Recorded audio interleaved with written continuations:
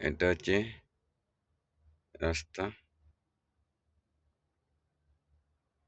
আমরা আছি এখন মদিনা। গাড়ি গুড়ির যুদ্ধ বিধ্বস্ততার কারণে গাড়ি একবারে খুব কম চলাচল করতেছে।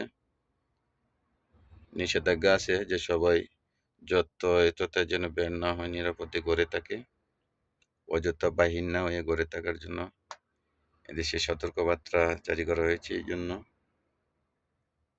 এভাবেই একদম রুটঘাট সব ফাঁকা।